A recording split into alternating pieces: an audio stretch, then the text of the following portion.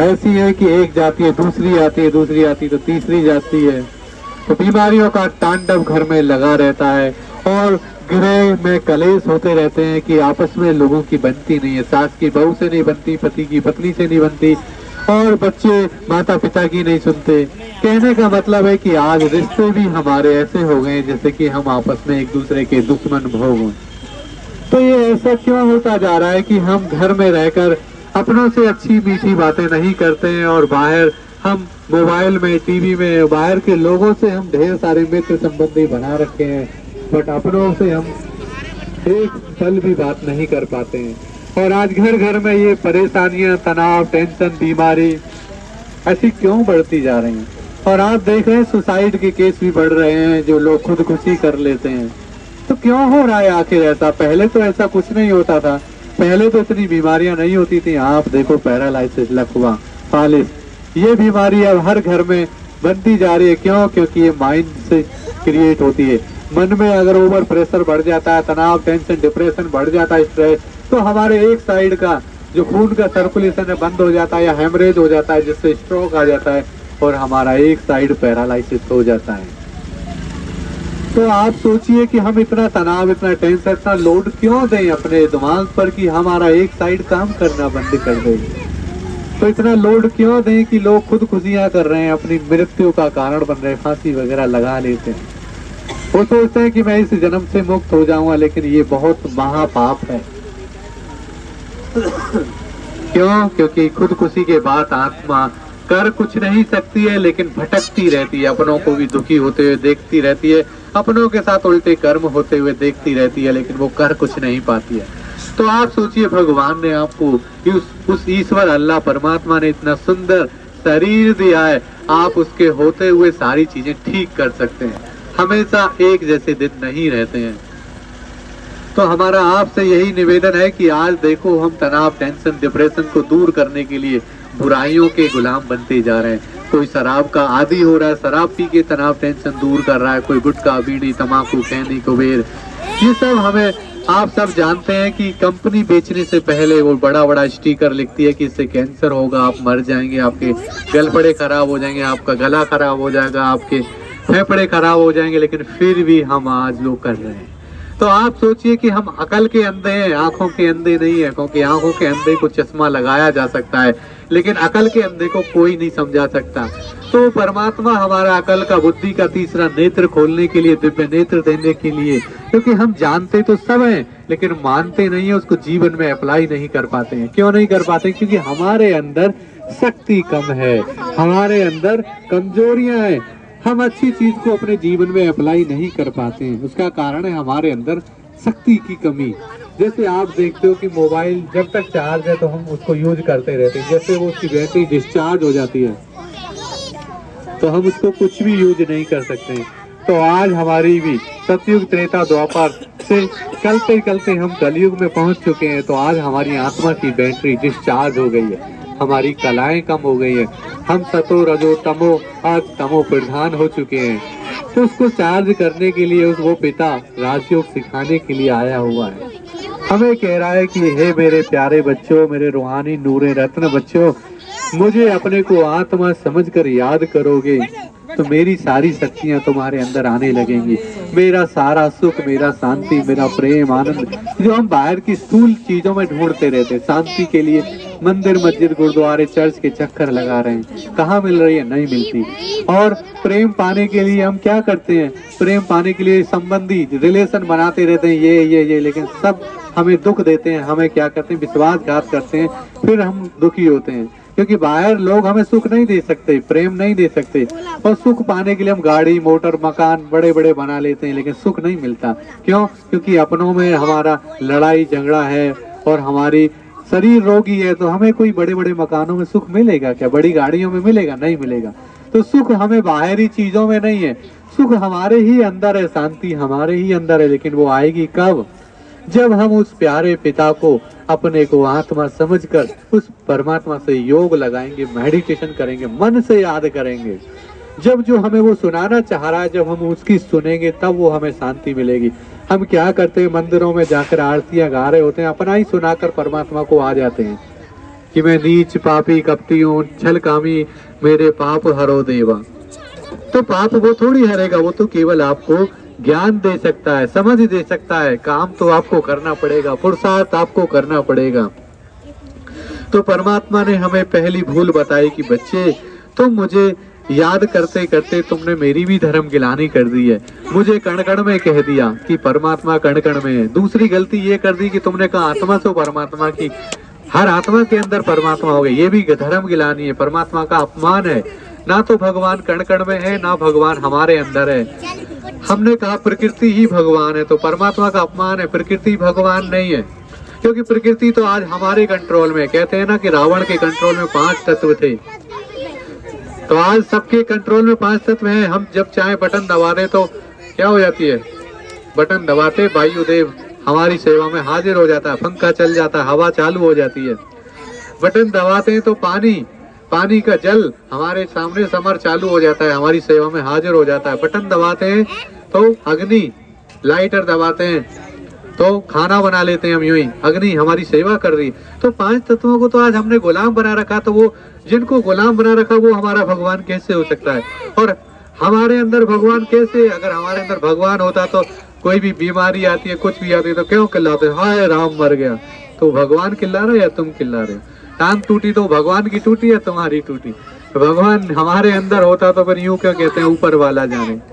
फिर वो ऊपर दूसरा कौन आ गया? फिर मंदिरों में क्यों जा रहे हो, मस्जिदों में क्यों जा रहे हो, गुरुद्वारे चर्च में क्यों जा रहे हो, परिक्रमा क्यों लगा? तो भगवान कभी भी हमारे अंदर नहीं है। फिर तो ढेर सारे भगवान हो जाए, देखो कितने सारे हैं, सब भगवान थोड़ी है। भगवान तो एक होता है, वो ऊपर वाला नीचे वाला नहीं है। तीसरी चीज कण कण में, गंदी से गंदी चीजों में परमात्मा नहीं है। सड़ा हुआ कुत्ता पड़ा, कीड़े पड़े हुए, बदबू आ रही है, उसमें भगवान है? बैठ के वहां पे खाना खा लोगे, उल्टी कर बैठोगे, है ना? तो उसमें भगवान नहीं है। भगवान गंदी से गंदी नाली, कीचड़, सुअर, गधा इनमें नहीं है। आपको कोई गधे की गाली दे, तुम गधे हो, तुमको अच्छा लगेगा? नहीं लगेगा। तो आप सोचिए, गधे के अंदर भगवान को डाल रहे हैं तो भगवान को गाली नहीं होगी? है ना? प्रकृति भगवान है, ना कण कण में भगवान है, ना मेरे अंदर भगवान है। ठीक है। और दूसरी चीज, परमात्मा और देवता दोनों चीज अलग अलग है। देवता 33 करोड़ होते हैं, परमात्मा एक होता है। देवताओं की भी रचना करने वाला एक निराकार ज्योति बिंदु परमात्मा है, जिसको शिव कहते हैं। उसका नाम है सदाशिव। इसीलिए शिव ने सारे देवताओं की रक्षा की, उनका निर्माण किया। इसीलिए शिव को कहा जाता है देवों के देव महादेव। महादेव का अर्थ होता बड़ा देव। वो सारी आत्माओं का पिता है, पूरी दुनिया की, विश्व की आत्माओं का बाप है। इसीलिए उसको कहा हमने पूजा में विश्वनाथ, उसका मंदिर बनाया। जब हम उसको याद करते हैं, उसकी याद से हमारे जन्मों जन्मों के पाप खत्म हो जाते हैं। इसलिए हमने उसको याद किया भक्ति में। हे पाप कटेश्वर, शिव का मंदिर है। और जब हम दुखी हो गए, बंधनों में, संबंधों में इतने निराश, हताश, परेशान रहते हैं, कहते हैं भगवान मुझे ऊपर वाले उठा ले, मुक्त कर दे। तो वो मुक्तेश्वर है, वो लेने के लिए आया, हमें इस देह रूपी पिंजड़े से मुक्त करके ऊपर परम धाम में लेके जाएगा। इसीलिए उसका एक नाम मुक्तेश्वर भी है। और हम उसको क्या करते हैं, महाकालेश्वर, क्योंकि वो कालों का काल महाकाल है। अब सारी दुनिया की सारी आत्माओं का अंत है। अब सारी आत्माओं को जाना पड़ेगा, ये शरीर को त्यागना पड़ेगा। तो अब महाकाल आया तो लेके तो जाएगा। इसलिए शिव की बारात दिखाते हैं कि शिव की बारात में सब गए। ठीक है। तो इस सारी सृष्टि का सफाया होगा, सब परम धाम में जाएंगे। फिर प्रकृति का तांडव होगा, सफाई होगी, सारी दुनिया नई बन जाएगी। फिर नीचे जो सतयुग में आने वाली आत्माएं होंगी, जिन्होंने भगवान को याद करके अपने को अच्छा बनाया होगा, अपने स्वभाव, संस्कार, कर्तव्य, कर्म अच्छे किए होंगे, वो सतयुग में आएगी। उसकी पढ़ाई परमात्मा पढ़ा रहा है। तो इसीलिए वो सबका मालिक एक है। आप कहोगे कि भाई हिंदू वाले, हिंदू धर्म के तो मान लेंगे कि परमात्मा शिव ही परमात्मा है धरती पे, लेकिन और धर्म वाले क्यों नहीं मानेंगे? क्योंकि सारे धर्म वाले, आपको पता नहीं, शिव की ही पूजा करते हैं। हमने कहा शिवलिंग बना दिया, नीचे है ना, नीचे ज्योति है, ऊपर दीपक है, उसको कहा ज्योतिर्लिंगम, ज्योति के आकार का एक स्वरूप। उसमें 3 लाइन खिंची रहती हैं। उसका मतलब होता है ब्रह्मा, विष्णु, शंकर, इन तीनों का रचयिता। बीच में बिंदी रहती है, ये निराकार ज्योति बिंदु। क्योंकि बिंदी की तो कोई पूजा नहीं कर सकता, वो दिखता नहीं है वो आंखों से। क्योंकि आत्मा भी कैसी है, हम कहाँ रहते हैं, हम कौन है? आत्मा। ये देह नहीं है। आत्मा कहाँ रहती है? जहाँ पर माताएं बिंदी लगाती हैं, भाई लोग तिलक लगाते हैं। और आत्मा को इन आंखों से नहीं देखा जा सकता। वो इतनी छोटी बिंदु होती है कि वो निकल जाती है तो किसी को दिखाई नहीं देती। तो सोचिए सबके दो पिता होते हैं, एक आत्मा का पिता और एक शरीर का पिता। शरीर का पिता तो दिखता है इन आंखों से, लेकिन आत्मा का पिता परमात्मा नहीं दिखता, क्योंकि आत्मा भी नहीं दिखती तो उसका पिता दिखेगा तो नहीं दिखेगा। तो इसी प्रकार हमने उसको कहा ज्योतिर्लिंगम, ज्योति स्वरूप, परमात्मा को याद किया। इसलिए शंकर ने भी किसका ध्यान लगाया, शिव और शंकर अलग है, इसका ध्यान रखें। शंकर देवताएं शरीरधारी, उनका बच्चा है, वो भी किसके ध्यान में बैठे, शिव परमात्मा के ध्यान में। ठीक है, राम ने भी किसकी पूजा की, रामेश्वरम में शिव की पूजा की। गोपेश्वरम में श्री कृष्ण जी ने किसकी पूजा की, शिव की पूजा की। और रावण ने किसकी पूजा की, जिसने सारे देवताओं की नाक में दम कर दिया था, उसने भी किसका पूजा किया, शिव की पूजा की थी। तो परमात्मा शिव ही स्वयंभू, आप मंदिर में जाते हो तो सारे देवताएं चारों तरफ रखे रहते हैं, बीच में शिवलिंग रखा रहता है, क्योंकि वो हेड है, वो पिता है। शिव के आप चारों तरफ बैठकर पूजा कर सकते हो, शंकर के चारों तरफ नहीं बैठ सकते, क्योंकि निराकार परमात्मा की पीठ नहीं होती, क्योंकि उसका शरीर ही नहीं, तो पीठ नहीं, चारों तरफ बैठ के पूजा कर सकते हैं। लेकिन शंकर की पीठ है तो उसके पीछे बैठ के पूजा नहीं कर सकते। तो शंकर भी किसके ध्यान में बैठा है, परमात्मा शिव की। बात करते हैं मुस्लिम धर्म की, तो मुस्लिम धर्म भी परमात्मा शिव को याद करते हैं। कैसे करते हैं, आप देखेंगे मक्का मदीना में भी एक काले रंग का पत्थर बना हुआ है, जिसको संगमरमरे अफसरत कहते हैं। ठीक है, और वो भी परमात्मा को कैसे याद करते हैं, हे नूर इलाही, नूर इलाही, परवरदिगार। नूर मतलब उर्दू का शब्द है, उसका अर्थ होता है प्रकाश, ज्योति, लाइट। और क्राइस्ट की बात करें, क्रिश्चियन धर्म में वो भी शिव की पूजा करते हैं। उन्होंने क्या, कैंडल जला लेते हैं, कैंडल जलाते हैं, वो क्या कहते हैं, गॉड इज लाइट। क्राइस्ट ने ये कहा, मैं हूँ, I am son of God, मैं भगवान का बच्चा हूँ, बट भगवान नहीं हूँ। तो हम सब भगवान के बच्चे हैं। तो उन्होंने भी शिव, उसको परमात्मा को कहा गॉड इज लाइट। हमने ज्योति कहा, उन्होंने नूर कहा, उन्होंने लाइट कहा। बात तो ही की हुई प्रकाश की। बात करते हैं गुरु नानक, सिख धर्म की। तो सिख धर्म में भी गुरु नानक जी ने कहा, एक ओमकार निराकार सत्य श्री अकाल, कि परमात्मा निराकार है, उसका कोई शरीर शारीरिक आकार नहीं है। ओम मतलब आत्मा के जैसा है, परमात्मा अलग नहीं है, और वही सबका सतगुरु है। सतगुरु मतलब एक गुरु। और ये जितने भी धरती पर गुरु है इधर उधर, वो सब गुरु है, वो सबकी सदगति नहीं कर सकते, सतगुरु ही सबकी सदगति करता है। तो वो परमात्मा परम धाम निवासी, जो उसको कहते हैं पार ब्रह्म परमेश्वर, तू सबका स्वामी, छोड़ भी दे आकाश सिंहासन, अब धरती पे आ जाए, हे पतित पावन आओ। पुकारा ना भक्ति में हमने, तो पुकारते पुकारते कलयुग के अंत में वो आ चुका है। अब इस पुरानी पतित कलयुगी, घोर कलयुगी कंसपुरी का, रावणपुरी का विनाश होगा, इस नरक का विनाश होगा, दोजक का विनाश होगा। अब धरती स्वर्ग बनेगी। अब जल्दी ही सतयुग आने वाला है, स्वर्ग आने वाला है, हेवन पैराडाइज, जन्नत आने वाली है। उसकी पढ़ाई जा रही है ब्रह्मा कुमारी ईश्वरीय विश्वविद्यालय में। ये 150 देशों में ये संस्था फैली हुई है, और 10,000 से ज्यादा भारत में इसके सेवा केंद्र हैं। क्यों? क्योंकि सारी दुनिया के लोग जो आत्माएं, रूहानी रूह हैं, वो सब बच्चे हैं परमात्मा के, इसलिए उसे विश्वनाथ कहते हैं। तो सबको ये संदेश दिया जा रहा है, आपको भी बताने के लिए हम आए। तो कभी ये ना हो कि ये श्लोक आपके लिए हो कि भगवान जब ज्ञान बांट रहा था तुम क्या सो रहे थे, तो जाग जाओ, अज्ञान निद्रा से जाग जाओ। क्योंकि इसलिए शिव की रात्रि मनाई जाती है। रात्रि का अर्थ होता है कि आज पापाचार, अत्याचार, अज्ञानता की, भ्रष्टाचार की, अज्ञानता की अंधेरी रात है। पहले जो काम रात में होते थे वो सब काम दिन में हो रहे हैं। कोई किसी से डरता नहीं है, मारपीट।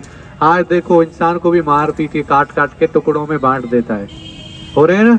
तो आज इंसान दानव राक्षस जैसा बनता जा रहा है। मानव नहीं है वो, क्या है, दानव बन गया है, शैतान बन गया है। आज उसके सींग नहीं है, लेकिन सींगों से भी ज्यादा, दांत से बड़े बड़े दांत नहीं, लेकिन उससे ज्यादा वो लोगों को सता रहा है।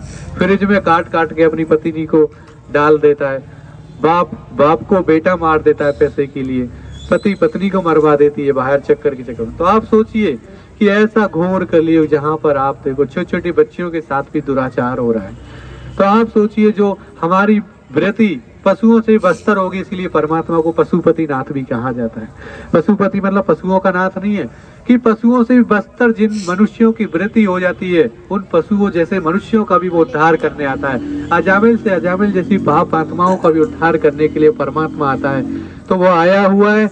आप चाहते हैं राजयोग सीखना, जिससे हमारी कर्मेंद्रियां हमारे कंट्रोल में आ जाएंगी, हमारी आत्मा का तीसरा नेत्र जागृत हो जाएगा, हम हर नर नारायण जैसा बनने लगेगा, हर नारी लक्ष्मी जैसी बनने लगेगी। उसके लिए हमें मेहनत करना पड़ेगा। आपने जज की पढ़ाई पढ़ेंगे तो आप जज बनेंगे, वकील की पढ़ाई पढ़ेंगे तो वकील बनेंगे। तो यहाँ पर आपको नर से नारायण, नारी से लक्ष्मी, देवी देवता बनाने की पढ़ाई पढ़ाने परमात्मा आया हुआ है। आप वो पढ़ाई पढ़ेंगे तो फिर सतयुग में आपको धरती पर जो स्वर्ग कहीं ऊपर नहीं है, स्वर्ग यहीं इस सृष्टि में धरती में सतयुग में बनेगा। और वो कब बनेगा? इस घोर कलयुग के विनाश के बाद सारी आत्माएं परम धाम जाएंगी। जो आत्माएं अपने आप को अच्छा बना लिए हैं, जो परमात्मा से कनेक्ट होकर अपने स्वभाव संस्कार को देव तुल्य किया होगा, वो सतयुग में आएंगी, वो देवी देवता बनकर राज करेंगी।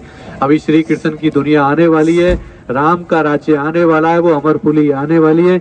आप सभी को निमंत्रण है। आप चाहते हैं 7 दिन का कोर्स करना तो वो आप हमारा प्रजापिता ब्रह्मा कुमारी का सेंटर है, टप्पल रोड, जेवर कन्या पाठशाला वाली गली में हमारा सेंटर है। 7 दिन का कोर्स करें, जहां पर आपको आत्मा की पूरी डिटेल बताई जाएगी, परमात्मा के बारे में पूरी डिटेल में बताया जाएगा। 3 लोग कौन कौन से होते हैं, परमात्मा किस लोक में रहता है, उसके बारे में बताया जाएगा।